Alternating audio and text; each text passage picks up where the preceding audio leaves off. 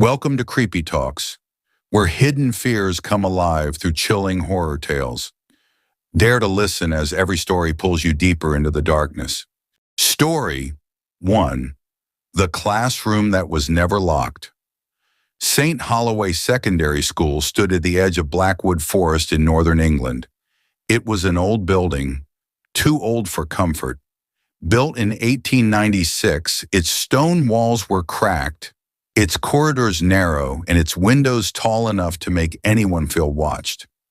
Most students hated staying after school, but Ethan Moore, a 17-year-old final-year student, had no choice. He had failed mathematics, again, and now he was assigned detention, alone, in classroom 3B, from 5 p.m. to 7 p.m. The sun was already sinking when Ethan entered the classroom. The room smelled wrong, not dust, not mold, something colder. The lights flickered as he switched them on. Only half the bulbs worked, casting uneven shadows across the desks. The classroom had 30 desks, but only 29 students were enrolled. Everyone knew about the extra desk at the back. No one sat there, ever. Ethan dropped his bag and chose a seat near the front. He avoided looking at the back of the room. At exactly 5:10 p.m., he heard footsteps in the hallway. Slow, dragging. He assumed it was a janitor. Then the footsteps stopped, right outside the door. Someone tried to handle. It didn't open. Ethan stood up. "Hello?" he called. No answer. When he opened the door, the hallway was empty. Too empty. The lights were off. The windows were dark. But Ethan remembered something strange. The hallway lights were supposed to stay on until 8 p.m. He closed the door quickly and returned to his seat, heart pounding. At 5:27 p.m., he heard a sound behind him, a chair scraping the floor, slowly, painfully. Ethan froze. Every hair on his body stood up. He did not turn around. Then he heard breathing, not heavy, not fast, controlled, as if someone was trying not to be noticed. "You're not supposed to be here," a voice whispered. It sounded like a child, but broken, distorted, like it came through water. Ethan spun around. The back desk was occupied. A boy sat there, pale skin, wet hair, school uniform from decades ago.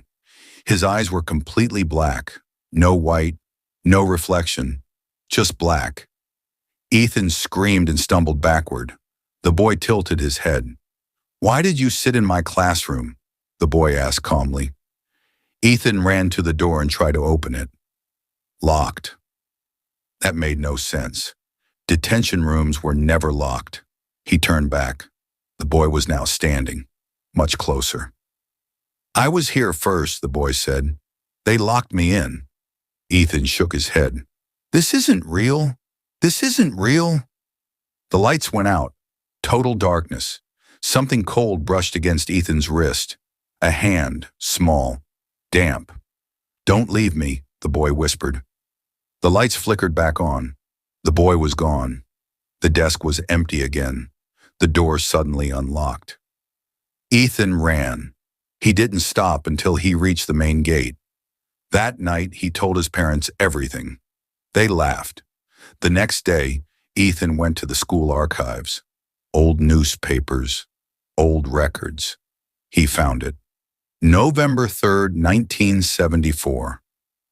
12-year-old student Lucas Bennett was accidentally locked inside classroom 3B after school hours.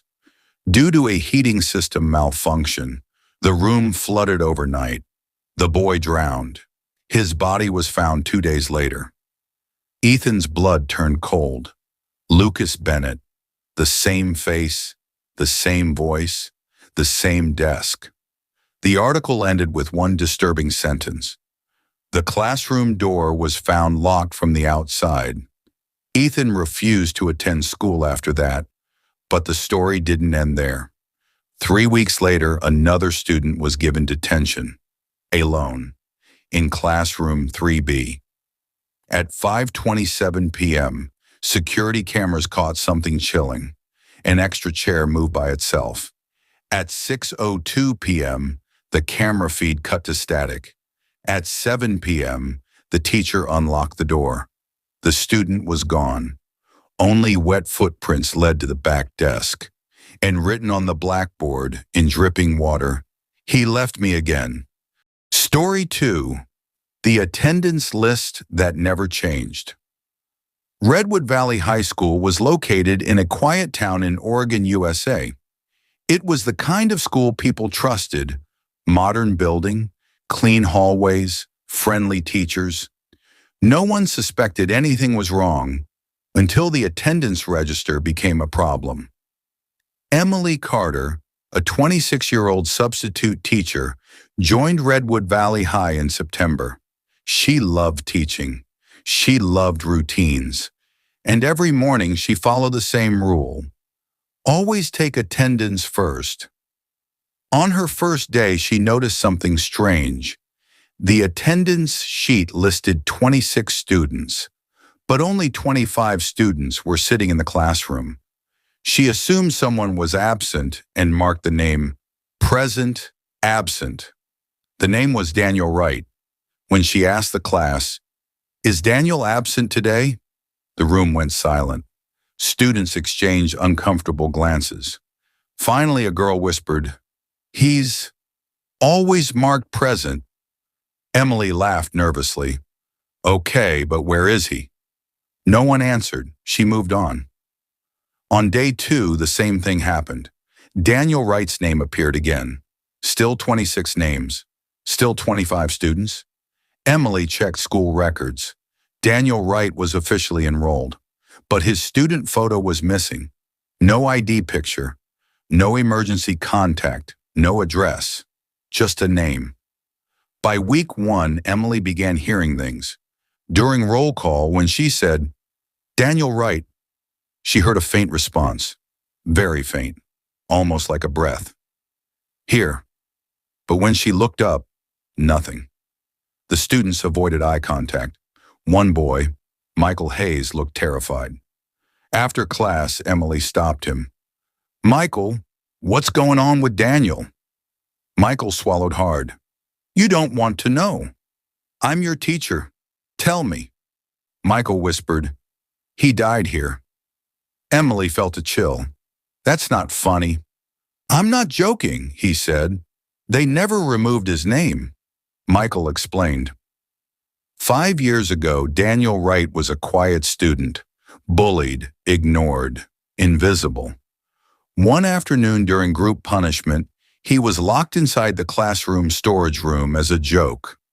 No one checked on him. The fire alarm malfunctioned that night. Smoke filled the building. Daniel suffocated. By the time his body was found, his fingernails were broken from scratching the door. The school settled the case quietly. No memorial, no announcement, just silence. But something never left. Emily felt sick.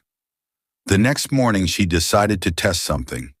When she called attendance, she skipped Daniel's name. The classroom temperature dropped instantly. The lights flickered. The door slammed shut. The whiteboard began to scratch itself. Letters appeared, slow, jagged, angry. "You forgot me!" Students screamed. Emily ran to the door. Locked. Then the smell came. Smoke, burnt plastic, burning skin. A voice whispered directly behind her ear. "You said my name every day. Why did you stop?" Emily turned. She saw him, a boy standing near the storage room door. Skin gray, eyes red and watery, lips burned. His mouth opened. Black smoke poured out. "I was present," Daniel said. "Why wasn't anyone else?" The fire alarm screamed. Sprinklers exploded. Water flooded the room. Then everything stopped. The door unlocked. Daniel vanished. The principal dismissed it as mass hysteria, but Emily refused to continue. She resigned.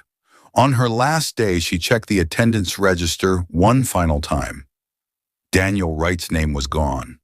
Relief washed over her, until she noticed something else. A new name had been added. At the bottom, Emily Carter, marked present. 3 months later, a news report aired. Former substitute teacher Emily Carter was found unconscious inside a locked classroom storage room at Redwood Valley High.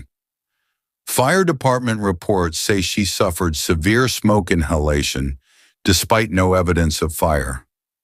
She survived, but she never spoke again. Her vocal cords were permanently damaged. Doctors said it looked like burn damage. To this day, Redwood Valley High still takes attendance, and sometimes, when the class is quiet, you can hear two voices answer. Here. Here. Story 3, The Dormitory Camera Never Blinked. Ashcroft Boarding Academy was located deep in the countryside of Scotland, surrounded by fog-covered hills and dense pine forests. It was an elite school, strict rules, old traditions, total isolation. Students lived on campus, no phones after 9 p.m., no leaving dormitories at night, and most importantly, every hallway and dorm entrance was monitored by CCTV. Or at least, that's what the administration believed. Oliver Grant, a 16-year-old scholarship student, arrived at Ashcroft during winter term. From the very first night, something felt wrong. The dormitory, Dorm C, was silent, too silent. At night, no one whispered, no one laughed, no one moved. At exactly 2:17 a.m., every night Oliver woke up. Not because of noise, but because of the absence of it. No wind, no heater hum, no breathing, just nothing. On the fourth night, Oliver noticed something disturbing. The bed next to him, belonging to Thomas Reed, was empty, sheets folded neatly. But Thomas hadn't transferred. He hadn't been expelled. Oliver asked around. Students avoided the question. Finally, a senior whispered, "He was here last night." "But his bed," Oliver began. "He always disappears first," the senior muttered. That night, Oliver stayed awake. At 2:16 a.m., his alarm vibrated. At 2:17 a.m., the dorm door creaked open. Oliver froze.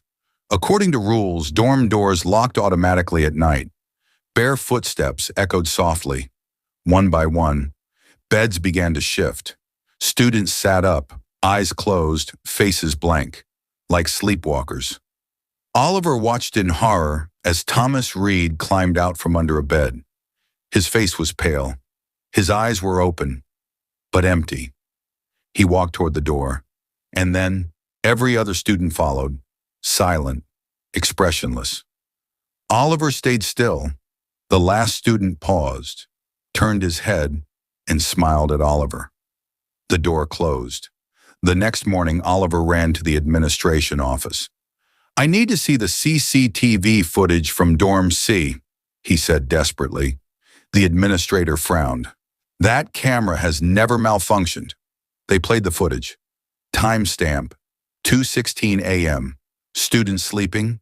Timestamp, 2:17 a.m. The camera glitched, static, for exactly 4 minutes. At 2:21 a.m., the feed returned. Dorm C was empty, every bed vacant, except one. Oliver's. He was lying there, fast asleep. That made no sense. Oliver was wide awake that night, or so he thought. Students began disappearing, one every week, always from Dorm C, always after 2:17 a.m., always without struggle. Police investigated. No forced entry, no broken cameras, no fingerprints, only one pattern. Every missing student had been seen sleepwalking days before vanishing. Oliver started recording himself at night using a hidden recorder. On the third night, he played it back. At 2:17 a.m., Oliver sat up, eyes open. He whispered something, over and over. "Don't look at them." Then he stood and walked out of frame. Oliver confronted the school caretaker, Mr. Wallace, an old man who had worked there for decades. Mr. Wallace looked tired. "You saw them, didn't you?" he said quietly. "Saw who?" Oliver demanded. "The night students." Mr. Wallace explained. Ashcroft Academy was built over a 19th century correctional dormitory. Children once imprisoned here, locked inside at night, no lights, no warmth. Many froze to death in their sleep. "They wake up every night," Mr. Wallace said. "They look for beds." Oliver felt sick. "So why me?" Mr. Wallace stared at him. "Because you noticed." That night, Oliver tried to stay awake. He chained his leg to the bed. At 2:17 a.m., the temperature dropped. Frost crept across the walls. The door opened. Dozens of children stood in the hallway, bare feet, hollow eyes. Their mouths moved in perfect sync. "Trade!" Oliver screamed. The chain snapped. Hands grabbed him. Cold. Too cold. They dragged him down the hallway, past cameras, past locked doors, down into the basement, where rows of old beds waited. Dusty, broken. One bed was clean, waiting. The CCTV footage was reviewed the next morning. At 2:17 a.m., Oliver Grant walked calmly out of Dorm C, smiling. At 2:21 a.m., the camera feed returned. Dorm C was full, all beds occupied, including one that had been empty for years. A name appeared on the dorm register the next day. Oliver Grant, marked resident. Ashcroft Academy still operates. Dorm C is always full, and every night, at 2:17 a.m., the cameras blink. Just once. Story 4. The last bell was never rung. Ravenscroft Middle School was officially shut down in Nova Scotia, Canada, in 2009. The reason given to the public was simple: structural instability and declining enrollment. The real reason was never printed. The building still stands, abandoned, boarded up, surrounded by warning signs, and inside classroom A12, the bell system still works. Sarah Whitmore was the only survivor. She was 13 years old. She never returned to school again. Ravenscroft Middle School followed an outdated tradition. If students misbehaved repeatedly, they were placed in reflection detention. No phone, no books, no talking, just sitting alone in classroom A12 until the final bell rang at 6:30 p.m. Teachers hated that room. Students feared it. The bell inside A12 was different. It rang late, sometimes not at all. On October 14, 2009, 6 students were assigned reflection detention. Sarah Whitmore, Lucas Meyer, Hannah Cole, Peter Nolan, Rebecca Flynn, Andrew Knox. They entered a 12 at 4 p.m. The supervising teacher locked the door from outside. That was protocol, according to Sarah's recorded testimony. "At first, nothing happened. We just sat there. The clock was ticking, but it felt wrong, too slow." At 4:47 p.m., Hannah spoke. "Has anyone noticed the windows?" They were black, not dark, black, as if something was pressed against the glass from the outside. At 5:02 p.m., the bell rang. Once, sharp, metallic. That wasn't supposed to happen. The final bell rang at 6:30 p.m. Peter stood up. "That's not right." The door wouldn't open. The handle didn't move. The air became heavy, warm. Then, a voice came through the speaker system. Old, crackling, unfamiliar. "Remain seated." Rebecca laughed nervously. "This is a prank, right?" The voice responded instantly. "Talking during reflection adds time." The clock jumped backward, from 5:03 p.m. to 4:30 p.m. Everyone saw it. At 5:15 p.m., Andrew began crying. He said he heard footsteps above the ceiling, dragging, slow. The speaker clicked again.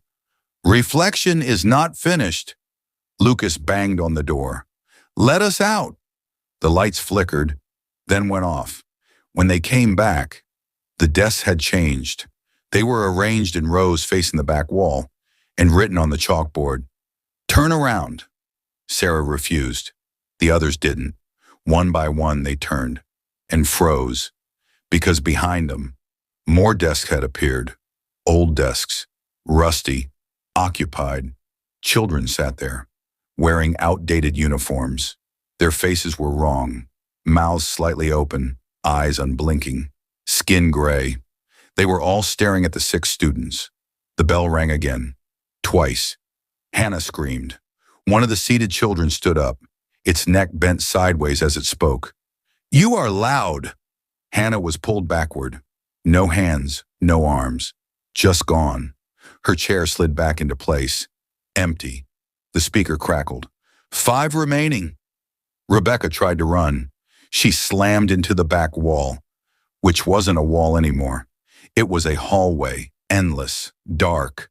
She was dragged into it, screaming. The hallway sealed. 4 remaining. Peter fell to his knees, begging. The bell rang 3 times. Peter vanished straight down, like the floor swallowed him. No blood, no sound. 3 remaining. Lucas tried to climb onto a desk. The lights exploded. When they returned, Lucas was sitting in one of the old desks, wearing the same uniform as the others, not moving. 2 remaining. Sarah and Andrew were shaking. Andrew whispered, "We have to stay quiet." Sarah nodded. They sat. They didn't move. They didn't speak. Minutes passed, hours passed, or maybe years. The clock spun wildly. The bell stayed silent. Then Andrew coughed, just once. The bell rang. Andrew screamed as his chair slid backward into the darkness. 1 remaining. Sarah was alone. The old students turned toward her. The speaker spoke softly now. Reflection complete.